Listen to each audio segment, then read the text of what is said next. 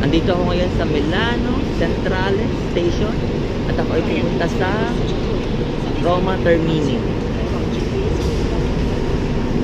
At ang high-speed train na to ang magdadala sa akin sa Roma sa loob lamang ng 3 hours. At ang ticket ay nagkakahalaga ng 90 euro. Ito na yung pinakamura or second class. Attenzione, treno in arrivo al binario 5, allontanarsi dalla linea gialla.